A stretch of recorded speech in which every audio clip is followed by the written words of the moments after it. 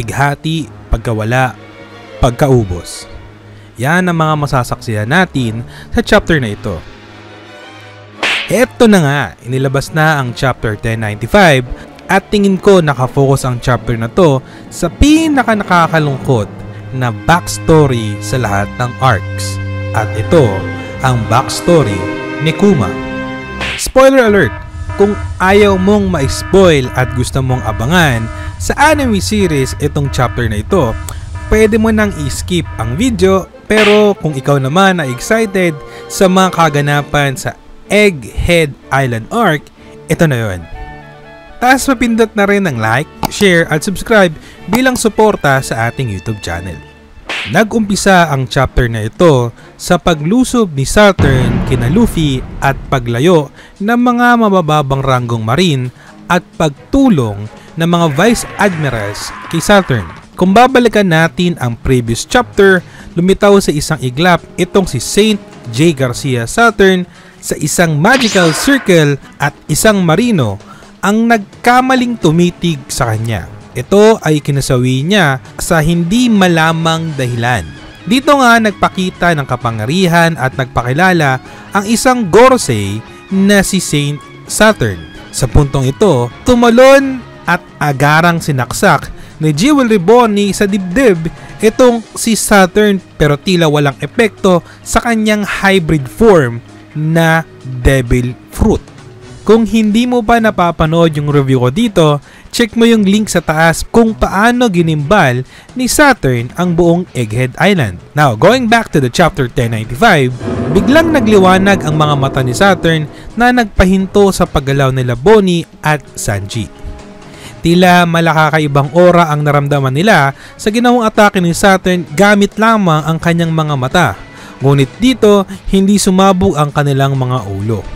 Hinugot ni Saturn ang espada na nakatarak sa kanyang dibdib at ang kanyang sugat ay naglaho na parang bula.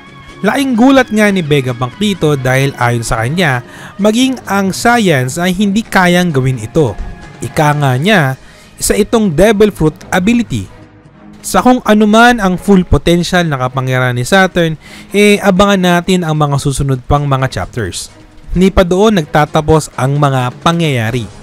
Hinagpo sa kamay ni Saturn at dahang-dahang pinipisa itong si Jewelry Bonnie habang kinakausap ang nakahandusay na si Admiral Borsalino Kizaru sa kabilang banda.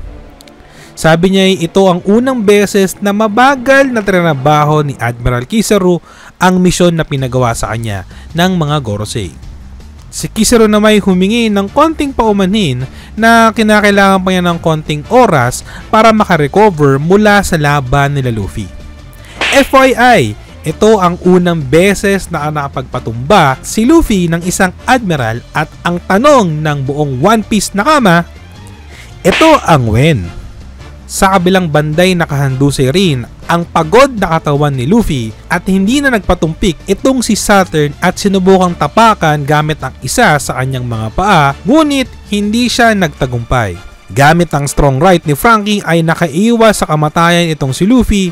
Anya nga ni Franky, kahit pala sa mga Gorosei ay kilalang aking kapitan. Sabay isang malakas na halakhak mula kay Franky. Sa panel na ito, nagpapasalamat si Saturn sa mga nagawa ni Vegapunk sa Navy pero hindi niya palalampasin ang pagtatraidor nito. Isang malaking krimen para sa kanya at sa world government at walang ibang solusyon kundi ang kamatayan ng Mugiwara Pirates, Jewelry Bonnie at ni Vegapunk sa kanyang mga kamay.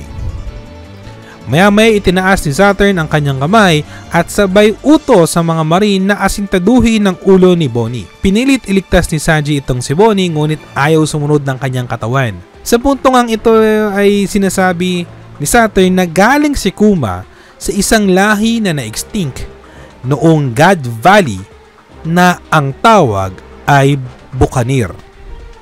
Sa part ng panel na ito, masasaksihan natin ng ilang flashback sa buhay ni Kuma at ang ilang bahagi ng umpisa ng kwento ng God Valley Incident. Sa pagpapatuloy ng chapter, baka naman pa-subscribe at share ang ating video. Salamat nakama. 47 years ago sa Sorbet Kingdom sa South Blue, ipinanganak itong si Kuma sa mabait na kapalaran. Dahil isa nga siyang buccaneer, isa ang kanilang lahi sa mga naunang alipin ng mga celestial dragons. Hindi man pinili ito ng mga magulang ni Kuma ay wala pa rin silang magagawa kundi sumunod at maging alipin. Aaminin ko, medyo naluha-luha ako sa chapter na ito at tingin ko ay ito ang pinaka-nakakalungkot na backstory ng isang karakter sa One Piece. Sa kamay ng mga Celestial Dragon ay pilit na binibigyan ng lakas ng loob ng tatay ni Kuma ang kanyang anak. Ngunit hindi nga maialis sa kanilang mga muka ang pighati at pait na sinapit nila sa kamay ng mga Celestial Dragons. Bilang mga alipin ay sadyang nakakalungkot ang sitwasyon nitong sila Kuma, lalong-lalo na nang nabalita ni Kuma na ang kanyang ina ay namatay. Sa part ring ito, ibinahagi ng ama ni Kuma ang tungkol sa kwento ni Sun God Nika na mula pa sa mga unang henerasyon ng mga buccaneer ay ipinasa ang alamat nito. Ayon sa kanya, balang araw ay papalaot si Kuma sa karagatan at matatagpuan itong si Nika at papalayain ang lahat sa hampas ng tugtog ng Drums of Liberation. Sa hindi inaasahang pangyayari, habang ikinikwento ng ama ni Kuma ang tungkol kay Nika, ay nakarinig siya ng isang malakas na putok ng baril mula sa isang Celestial Dragon at yun ang ikinesawi ng kanyang ama. Sa chapter ring ito ay masasaksihan natin ang batang Figureland Garling na sinasabing ama nitong si Red Hair Shanks. Sa panel na ito, magpa-flashback tayo 30 years ago sa West Blue na kung saan ay malalaman natin na kada 3 taon ay sinasagawa ng mga Celestial Dragon ang Human Hunt at sa taong iyon, ang napili nilang lugar ay ang God Valley. Kilala bilang God's Knight o Champion of the God itong si Saint Figureland Garling, sapagkat siya ang inaasahang maging kampyon sa paparating na Human Hunt sa God Valley. Sa panel ngang ito, sinasabi na pumipili ang Tenryubito ng isang isla na kung saan ay hindi pa lubusang hawak o na-claim ng world government. At sa taong ito, sa God Valley idaraos ang Human Hunt na dadayuan ng iba't ibang lahi sa buong mundo. Bago nga matapos ang chapter na ito, pinakita sa panel ang batang Ivankov at ang kanyang kapatid na si Ginny na tingin kong nanay ni Jewelry Bonnie. Kitang-kita naman ang pagkakapareha ng dalawa sa itsura at behavior nila. 3 punto ang nakikita ko dito sa chapter 1095. Una, ang buong kwento sa God Valley Incident at ang introduction sa Rock Pirates. Dahil kung iisipin natin, itong isla na ito ay kinakailangan ng 2 kilalang karakter sa One Piece universe at yon ay sila Gold Roger at si Monkey D. Garp. Ngayon, hindi pa natin lubusang alam kung ano ba talaga ang nangyari, pero kung hayaan nyo ang i-share yung mga bagay na naisip ko ay ito yung mga yon. Una, anong premyo kapag nanalo ka sa tournament na ito?